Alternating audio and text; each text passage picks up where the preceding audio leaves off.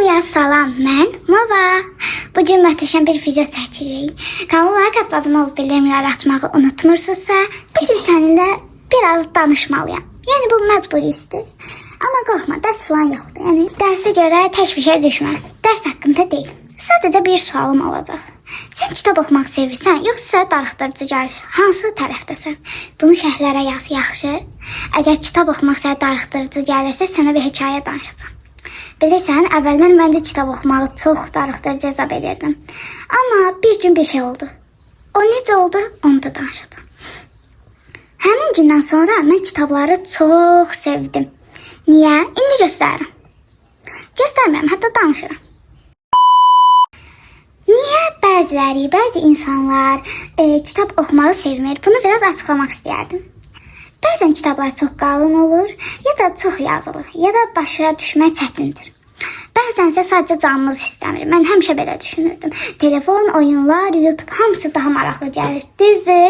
Düzdürsə şərhlərə. Amma bir dəqiqə dayan.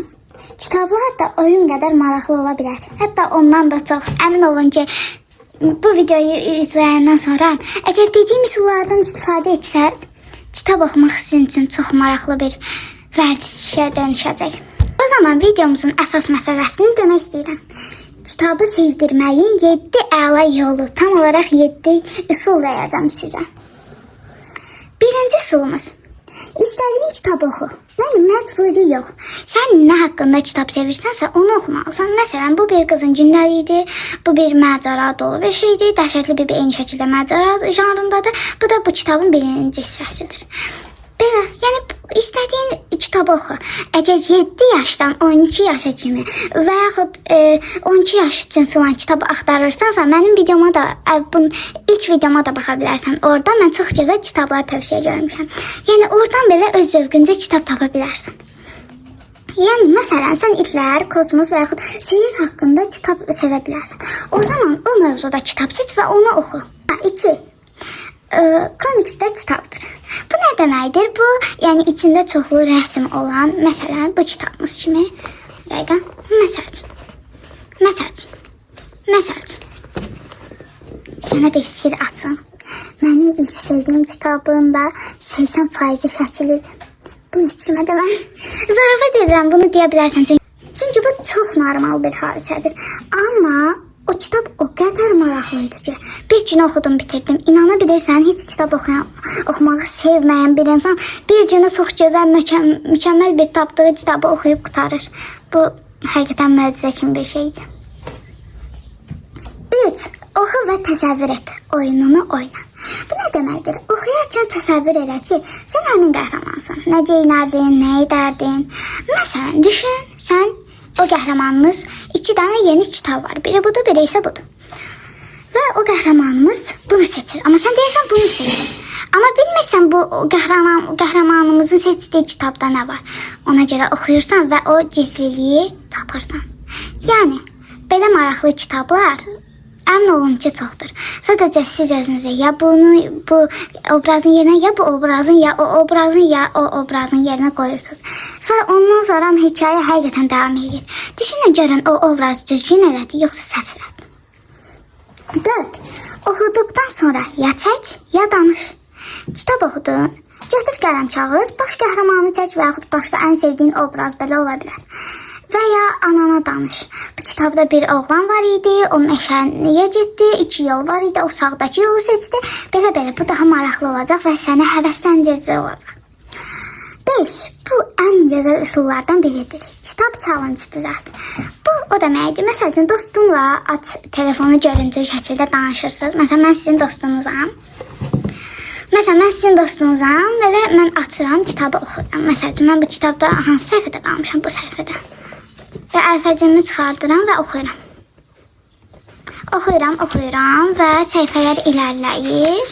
Məsələn də, və siz də, məsəl üçün, bir saqqız alın və deyin ki, məsəl üçün, ilk kitabı yarılayan insan, məsəl üçün, 220-ci səhifəsinə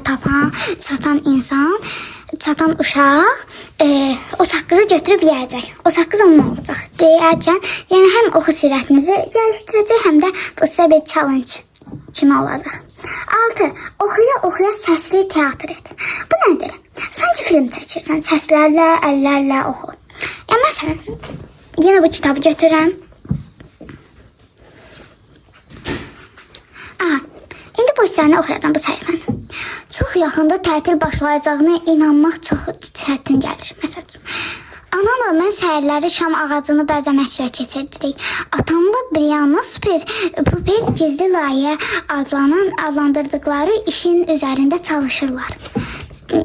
Belə oradakı diyaloqları oxuyursan və o zaman kitabın içinə girmiş olursan və odaqlanmış və kitab daha yaxşı başa düşərsən. Buna görə mənə güvənə bilərsən, əmin ol.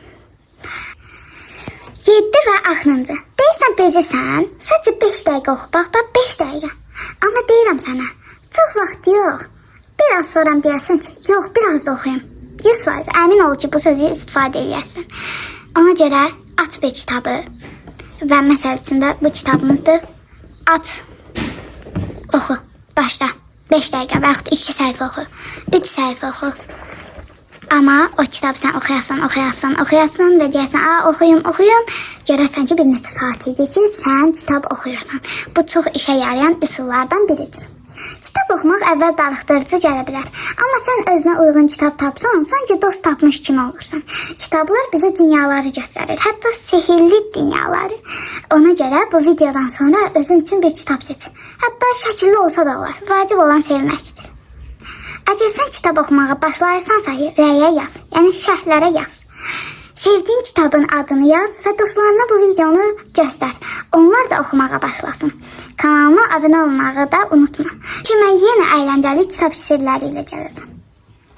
O zaman dostlar, videomuzun sonuna gəldik.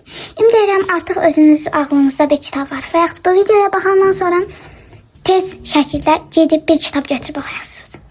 Əgər bu alındısa, şərhlərə yazmağı qətiyyən unutmayın. Sağ olun, hələlik.